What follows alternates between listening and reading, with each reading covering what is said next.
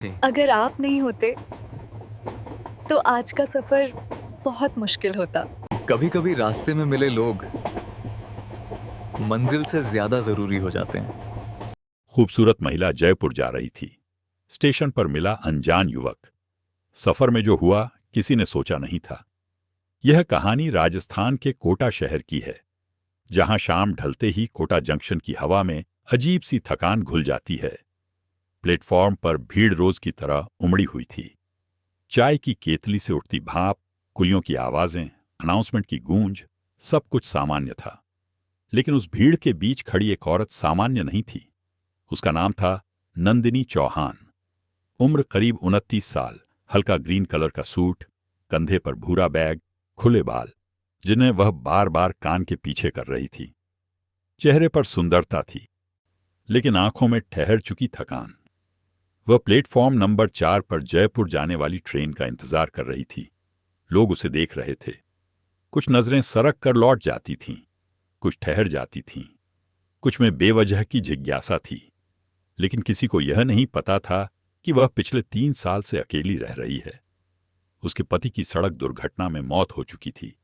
शादी को सिर्फ 1.5 साल हुए थे, जब जिंदगी ने उसे अचानक खाली कर दिया था। तब से हर दिन उसके लिए जैसे किसी लंबी सुरंग से गुजरने जैसा था। वह आज अपने ससुराल से लौट रही थी, जहां रहना अब रिश्ते से ज्यादा जिम्मेदारी बन गया था। उसके पास कंफर्म टिकट नहीं था। वह जानती थी कि फिर किसी से अनुरोध करना पड़ेगा, और यही बात उसे भीतर से थका रही थी। उसी प्लेटफॉर्म पर थोड़ी दूरी पर खड़ा था कबीर अरोड़ा।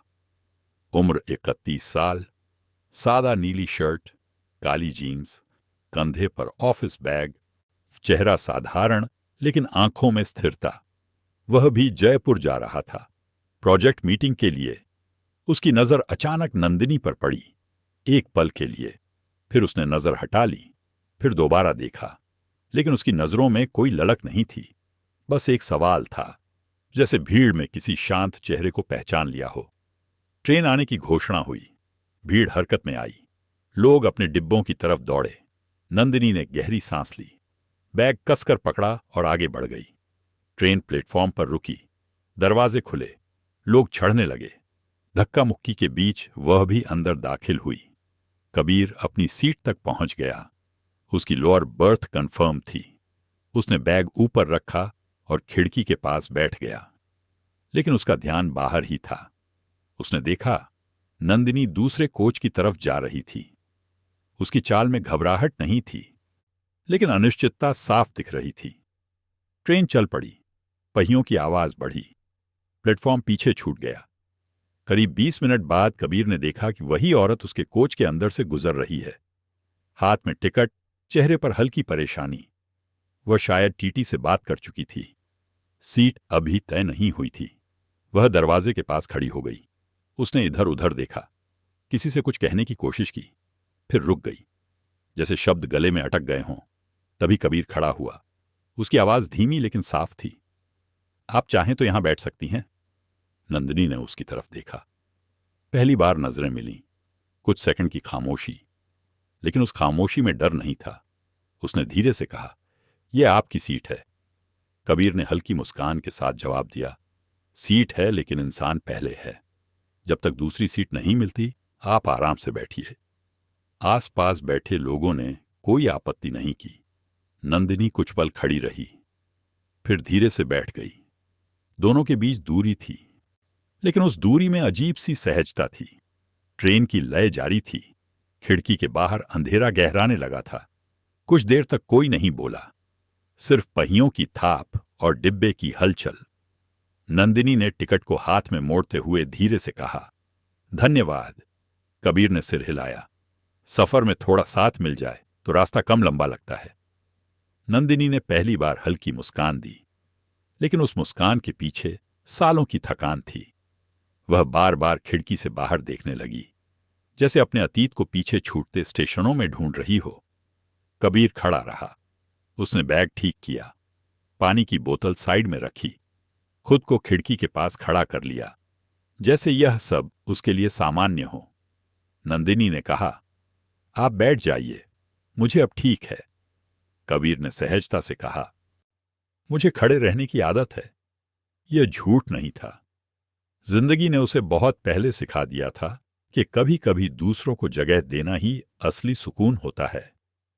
डिब्बे में लोग बातें कर रहे थे, कोई फोन पर हंस रहा था, कोई खाना खोल रहा था, लेकिन इस सीट के आसपास एक अलग सी शांति थी, जैसे दो अजनबी बिना सवाल पूछे एक दूसरे की थकान पहचान रहे हों। थोड़ी देर बाद टीटी आया। टिकट देखा कि आगे वाले कोच में एक सीट खाली हुई है। नंदिनी ने राहत की सांस ली, लेकिन उठते वक्त उसके चेहरे पर हल्की सी उदासी भी थी। उसने बैग उठाया, कबीर की तरफ देखा और साफ शब्दों में कहा, अगर आप नहीं होते तो आज का सफर बहुत मुश्किल होता। कबीर ने बस इतना कहा। कभी कभी रास्ते में मिले लोग मंजिल से ज्यादा जरूरी हो जाते हैं। नंदिनी कुछ सेकंड उसे देखती रही, फिर आगे बढ़ गई और कबीर अपनी सीट पर बैठ गया। लेकिन अब वह सीट खाली नहीं थी। उसमें कुछ पल पहले बैठी एक अनकही कहानी की गर्माहट रह गई थी, और उसी पल दोनों को बिना समझे यह एहसास हो चुका था कि यह मुलाकात शायद यहीं खत्म नहीं होगी।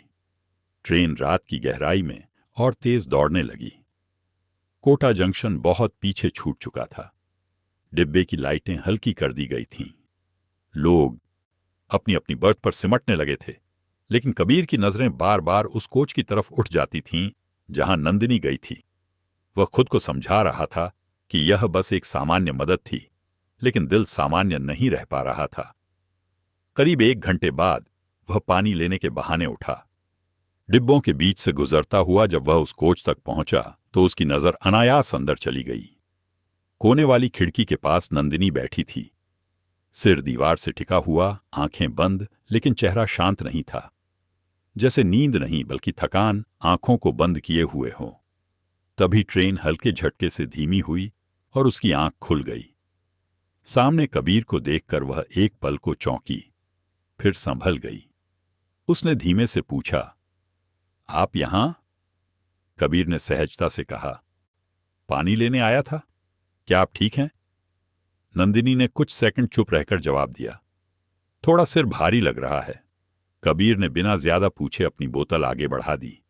पानी पी लीजिए, शायद बेहतर लगे। नंदिनी ने पहले मना करना चाहा, फिर बोतल थाम ली। कुछ घूंट पीकर उसकी सांस थोड़ी स्थिर हुई। अकेले सफर करना आसान नहीं होता, कबीर ने धीरे से कहा, खासकर तब जब मन पहले से थका हो। नंदिनी की उंगलियां बोतल पर कस गईं। उसने पहली बार बिना घुमाए सच कहा, कुछ सफर मजबूरी में करने पड़ते हैं और कुछ मजबूरियां ही सफर बन जाती हैं। यह सुनकर कबीर ने कोई दया नहीं दिखाई, बस उसकी बात को वैसे ही स्वीकार कर लिया। उसने बिना दबाव के कहा, अगर आप चाहें तो थोड़ी देर मेरे कोच में आकर बैठ सकती हैं, वहां थोड़ा खुला है। नंदिनी ने उसकी आंखों में देखा। वहां सिर्फ सादगी थी, कोई उम्मीद नहीं, कोई जल्दबाजी नहीं। कुछ पल बाद वह उसके साथ चल दी। फिर वही सीट, वही खिड़की, हां वही लय। लेकिन अब दोनों की खामोशी बदल चुकी थी। यह अजनबियों की खामोशी नहीं थी, यह दो थके हुए लोगों की खामोशी थी जो बिना सवाल किए एक दूसरे को सुन रहे थे। बाहर अंधेरा और गहरा हो गया था। खिड़की में उनका हल्का सा प्रतिबिंब दिख रहा था। नंदिनी ने धीरे से कहा, मैंने कभी नहीं सोचा था कि ट्रेन में कोई इतना सामान्य और सच्चा भी मिल सकता है। कबीर हल्का सा मुस्कुराया, मैंने भी नहीं सोचा था कि बिना नाम जाने कोई इतना अपना लग सकता है। दोनों ने एक दूसरे का नाम तक नहीं पूछा था, लेकिन बातचीत फिर भी चल पड़ी, छोटी छोटी बातों से शुरू होकर जिंदगी के टुकड़ों तक। कबीर ने बताया कि वह शहर शहर काम करता है। कहीं टिकना उसकी आदत में नहीं रहा। हर कुछ महीनों में नया प्रोजेक्ट, नई जगह, नए लोग, लेकिन शाम को कमरा हमेशा खाली। नंदिनी ने सुना और पहली बार उसकी आंखों में सिर्फ सहानुभूति नहीं बल्कि समझ दिखाई दी। उसने भी धीरे धीरे अपना सच कहा।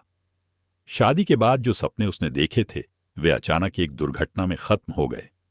लोग पहले रोए, फिर समझाने लगे, फिर सलाह देने लगे कि जिंदगी आगे बढ़ाओ, लेकिन किसी ने यह नहीं पूछा कि आगे बढ़ना कैसे होता है। कबीर ने उसकी बात बीच में नहीं काटी। उसने बस इतना कहा कि कुछ दर्द ऐसे होते हैं जो खत्म नहीं होते, बस उनके साथ जीना सीखना पड़ता है। यह सुनकर नंदिनी की आंखें नम हो गईं, क्योंकि पहली बार किसी ने उसे मजबूत बनने की सलाह नहीं दी थी, बल्कि उसके दर्द को स्वीकार किया था। ट्रेन एक छोटे स्टेशन पर रुकी। बाहर चाय वाले की आवाज आई। कबीर उतरकर 2 कुल्हड़ चाय ले आया। उसने एक उसकी तरफ बढ़ाया। नंदिनी ने चुपचाप ले लिया। चाय की गर्माहट जैसे उसके ठंडे मन में उतर गई। उसने कहा, इतने सालों बाद किसी ने बिना सवाल पूछे मेरे लिए कुछ किया है। कबीर ने हल्के स्वर में कहा, कभी कभी सवालों से ज्यादा खामोशी जरूरी होती है। रात और गहरी हो गई। डिब्बे में सन्नाटा बढ़ गया। नंदिनी की आंखों में नींद उतरने लगी, लेकिन झिझक बाकी थी। कबीर ने खुद कहा, आप आराम से सो जाइए, मैं यहीं हूं। नंदिनी ने कुछ नहीं कहा, बस हल्का सा सिर हिलाया और सीट पर टिक गई। थोड़ी देर में उसकी सांसें धीमी हो गईं, लेकिन चेहरा अब भी पूरी तरह शांत नहीं था। कबीर खिड़की से बाहर देखता रहा। उसके मन में कोई अधीरता नहीं थी, बस एक जिम्मेदारी थी कि यह औरत जो भरोसे से यहां बैठी है, उसे इस सफर में असुरक्षित महसूस न होने दे। करीब 2 घंटे बाद जब नंदिनी की आंख खुली तो उसने देखा कबीर अब भी जाग रहा है। उसे हल्की सी शर्मिंदगी हुई। उसने कहा, आप सोए नहीं। कबीर ने मुस्कुराकर जवाब दिया, कुछ रातें सोने के लिए नहीं होती, समझने के लिए होती हैं। सुबह की हल्की नीली रोशनी खिड़की से अंदर आने लगी और उसी रोशनी के साथ दोनों के बीच का अजनबीपन धीरे धीरे खत्म होने लगा। जैसे यह सफर सिर्फ शहर बदलने का नहीं, बल्कि जिंदगी के किसी बंद दरवाजे को धीरे से खोलने का हो। सुबह पूरी तरह हो चुकी थी। खिड़की से आती धूप अब हल्की गर्माहट लिए हुए थी। ट्रेन खेतों और छोटे कस्बों को पीछे छोड़ती हुई आगे बढ़ रही थी। डिब्बे में लोग जाग चुके थे। कोई दांत ब्रश कर रहा था, कोई फोन पर बात कर रहा था, लेकिन उस सीट के आसपास अब भी एक अलग सी शांति थी। नंदिनी खिड़की के पास बैठी बाहर देख रही थी। उसके चेहरे पर रात जैसी थकान नहीं थी। आंखों में अब थोड़ा सा संतुलन था।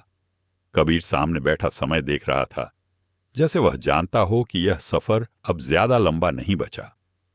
कुछ देर बाद नंदिनी ने धीरे से कहा कि जयपुर पहुंचते ही उसे सीधे घर जाना है। मां अकेली हैं, जिम्मेदारियां इंतजार कर रही होंगी। उसने यह भी कहा कि पिछले कुछ महीनों से उसने खुलकर हंसा नहीं है। घर में सब कुछ होते हुए भी मन खाली लगता है।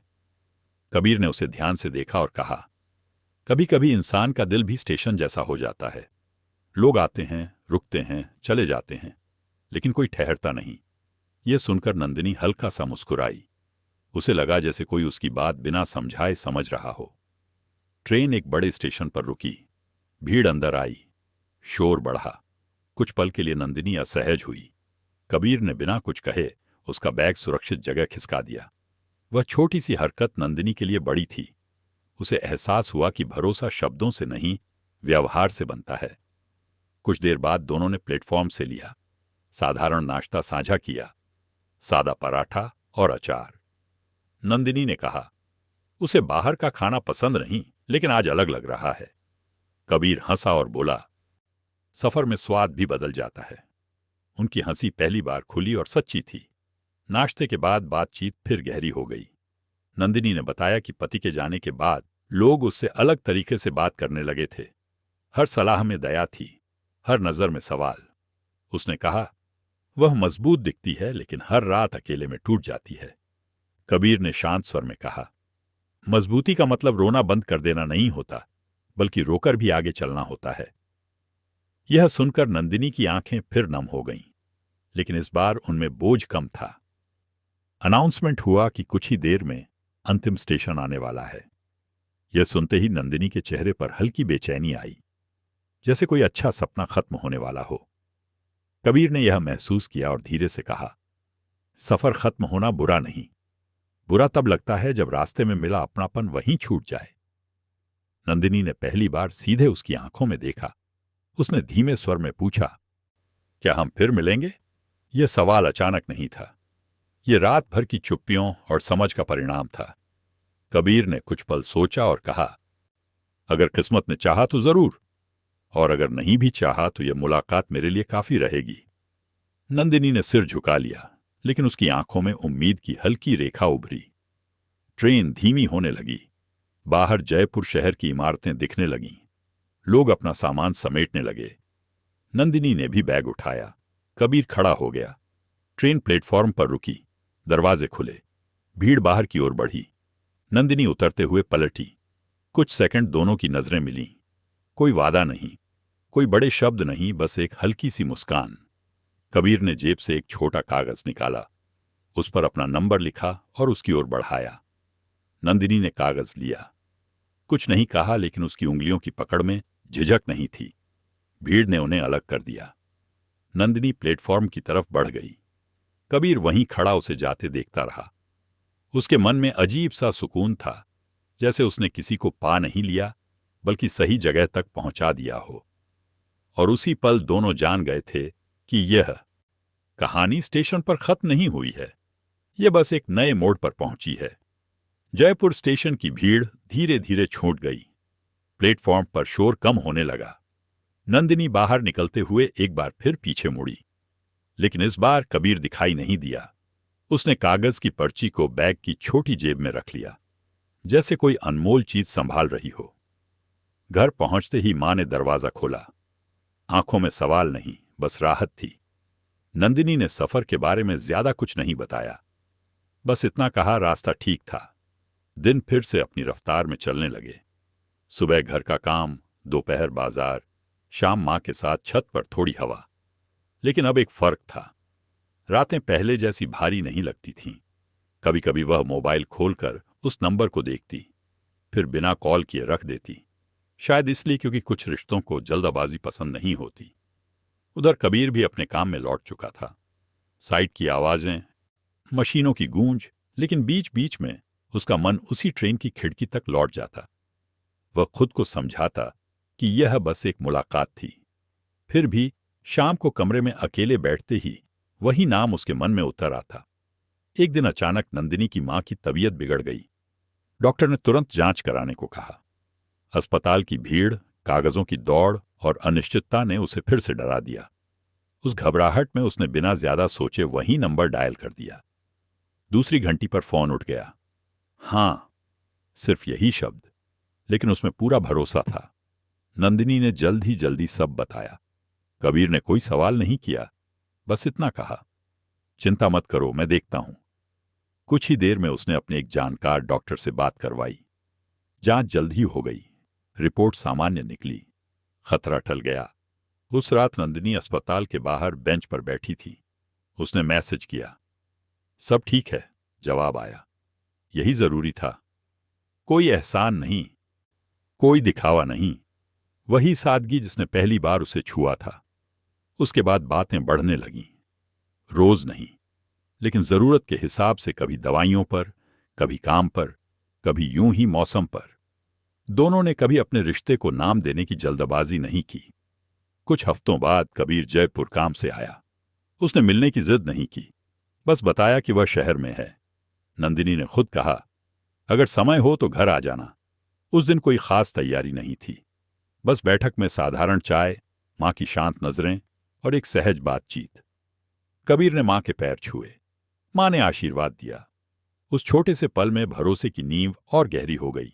शाम ढलने लगी। जाते जाते उसने कहा, मैं किसी नाम के लिए नहीं, साथ के लिए तैयार हूं, अगर तुम चाहो तो।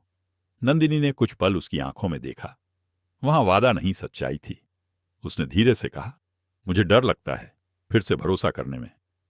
कबीर ने जवाब दिया, भरोसा मांगने की चीज नहीं, बनाने की चीज है, धीरे धीरे, बिना दबाव के। कुछ दिन बाद नंदिनी के पिता ने उससे पूछा, क्या खुश है? उसने पहली बार बिना झिझक कहा, शायद अब हो सकती हूं। कुछ महीनों में दोनों परिवारों ने साधारण तरीके से मुलाकात की। कोई शोर नहीं, कोई बड़ी रस्म नहीं, बस सहमति और समझ। शादी की तारीख तय हुई। समारोह छोटा था, लेकिन मुस्कानें सच्ची थीं। नंदिनी ने महसूस किया कि जिंदगी ने उससे बहुत कुछ छीना था, लेकिन सब कुछ नहीं। और कबीर ने समझ लिया कि कभी कभी सबसे कीमती रिश्ते वहीं मिलते हैं जहां हम सिर्फ इंसान बनकर खड़े होते हैं। शादी के बाद भी दोनों ने एक दूसरे को बदलने की कोशिश नहीं की, बस साथ चलने का वादा निभाया। और उस ट्रेन के सफर की याद उनके बीच हमेशा एक शांत शुरुआत की तरह रही, जहां दो अजनबी बिना नाम के जुड़े थे और वक़्त ने उन्हें नाम दे दिया। यह कहानी पूरी तरह काल्पनिक है। इसका उद्देश्य केवल भावनाओं और इंसानियत के एक सरल अनुभव को दर्शाना है। किसी भी व्यक्ति, स्थान या घटना से समानता मात्र संयोग होगी। अगर आपको यह कहानी पसंद आई हो तो वीडियो को लाइक करें और ऐसी ही दमदार कहानियों के लिए चैनल को सब्सक्राइब करें और नीचे कमेंट करके अपनी राय जरूर बताएं। धन्यवाद।